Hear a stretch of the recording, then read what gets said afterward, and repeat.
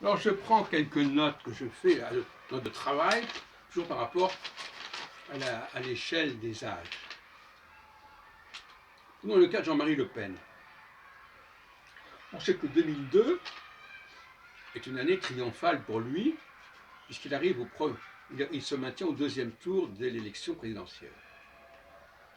Et quel âge a-t-il en 2002? Je vous donne en 1000.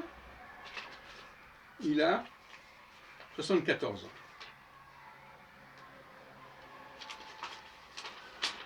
Vous savez qu'il y a eu beaucoup, j'ai donné pas mal d'exemples déjà, qu'à 74 ans, à peu près, on arrive quand même à faire des choses importantes par exemple, De Gaulle, en 65, il a 75 ans, quand il est réélu à la présidence de la République. Donc ça, c'est intéressant.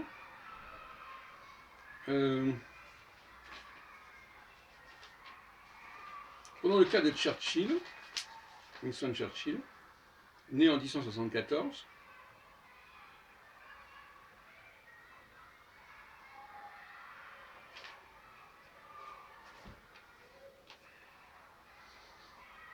et il est réélu comme Premier ministre en 1951, après une défaite devant Clément Attlee, socialiste, Labour. Il a à ce moment-là 77 ans. Et donc dans le domaine des septuagénaires, ce n'est pas les occasions qui manquent.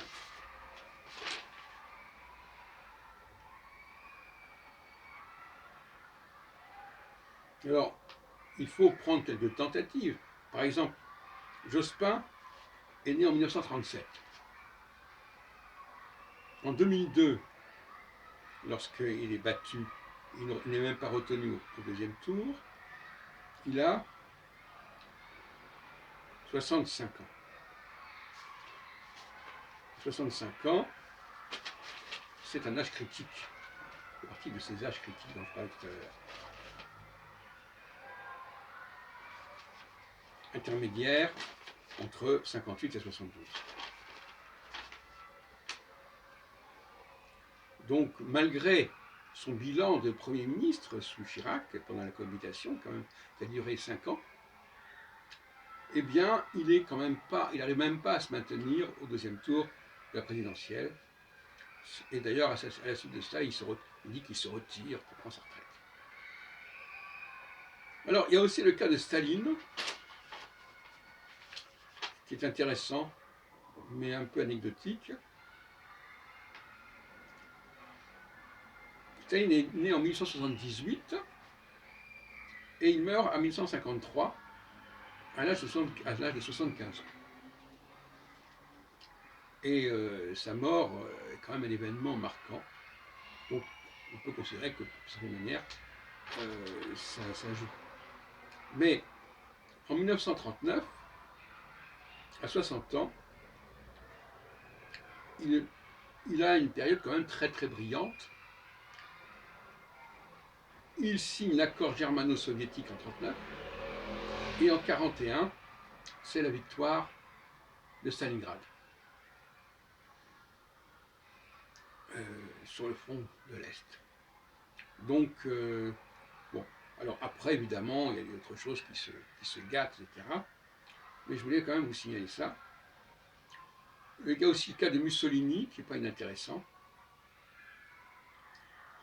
Il est né en 1983, et en 1943, à 60 ans, il devient le président d'un État un peu fantoche, sous la domination, enfin sous la protection des nazis, dans le nord de l'Italie, la RSI, la République socialiste italienne. Et bon, donc, on peut apprécier ça comme on voudra. Et en 1925, à 42 ans, il arrive aux plus hautes fonctions en Italie, et je crois que c'est là qu'il fait son coup d'État, etc. Pendant le cas de Gorbatchev, que j'avais déjà signalé par ailleurs, 1931, il est né en 1931, et à l'âge de 58 ans, il y a la fin du mur de Berlin, etc., qui est quand même considéré comme un élément positif de sa part, la perestroïka, etc. Donc c'est pas par hasard que Gorbatchev gère bien la situation en 1989,